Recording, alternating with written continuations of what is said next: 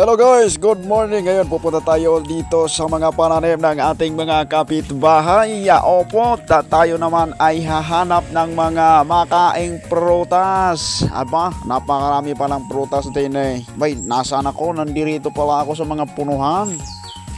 Aba, dahil nandirito tayo sa loob ng puno, mayroon pa palang kalabaw din eh. Abay, dini pala ito kalabaw, tao pala diyan.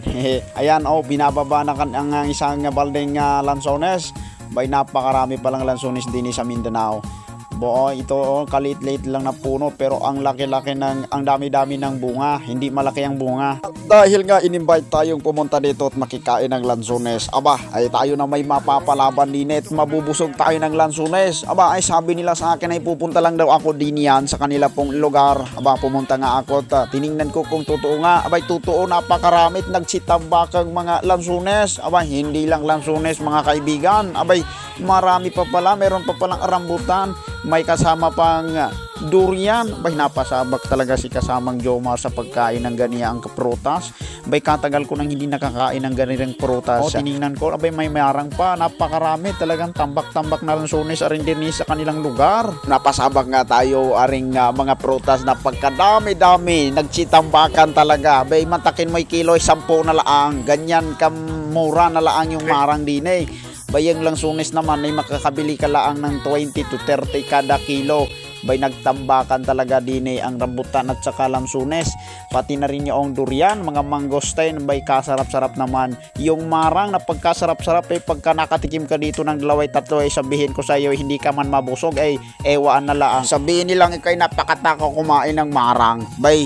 Sabihin ko sa iyo pupunta ka laang dinit kag ikaw ay mabubusog talaga. Kung durian naman yung hanap mo pupunta ka laang dinit sa lugar na dito mabubusog ka talaga ng hindi mo inaasahan. Sabihin ko sa inyo, yun nga mga kabata na talaga doon, damot-damot pag hiningaan mo ng lansones, dito, iiyak ka na lang nang hindi mo malalaman kung ano bang dahilan ng iiyak mo dahil nga sa pagkadami-daming lansones. Yung mga bata noon ay takatakaw kumain ng lansones, ngayon umiiyak na dahil nga hindi namin pauwiin hanggat hindi napupuno yung kanilang silopen. Yan ganyan talaga kadami yung lansones din eh.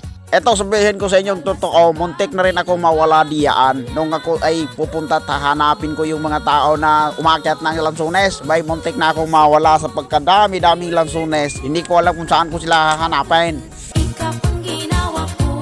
Dahil nga sa pagkalawak-lawak ka rin lupa muntik na rin akong mawala at hindi ko na alam kung saan ako lalabas. Napakadami kasing puno, meron pa kasi di ang ilog dyan sa tabi na iyan. Noong nga ako ay nawawala na, sabi ko, tulungan ninyo ako at nasaan na ako. Narinig ko rin sabi nung isa ay nandinini ako. Ayan may tabing ilog pa riyan. Noong nga ako ay pupunta at lilingon-lingon, nakita ko na naman yung puno ng marang aring kadami-dami di bunga. Pagkadami-dami di nakita ko, sabi ko ikunan ninyo ako ng marang. Ayan nandiyan sa gilid-gilid lang yan, hindi mo alam pagkalit-lit ng puno pero pagkadami-daming bunga ng marang. Talaga namang napasabak talaga ako. Muntik na akong sumakit yung aking tiyan. Nakita ko yung mga puno ng lansones sa pagkabababa lang hindi mo na kailangan sungkitin pa at akyat dahil talagang mababa lang yung puno. Pakaswerte ngayon ng ating mga kababayan at namunga na yung kanila pong mga pananim at sa mga panahon na ito ay sila po ay nag-aani na ng kanila namang tinanim. Ito yung kagandahan na sinasabi, pag may tinanim ka may aanihin ka.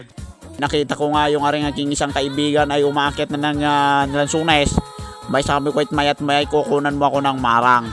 Hindi nga tayo pinabayaan at kinuha niya talaga yung 2 hinog ng marang. Sabi ko itigil na, ito ay akin lang ang kakainin. Ito ay akin lang ang uta-utain sa aking tiyan. Nabusog na ako ng rambutan na ay kumain pa ako ng durian.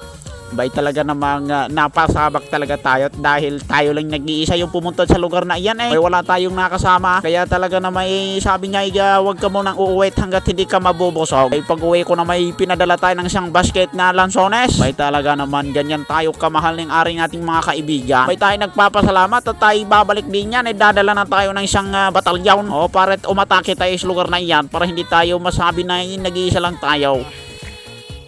Pananim ng ating mga kababayan, hindi ito sa atin pagkasabihin nyo atin ito. Pag pumunta kayo dito libre kayo kain, di ba Dato Kim?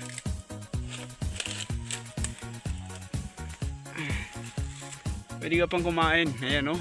Bunga ng marang, oh. Ipakita ang pag... Baba.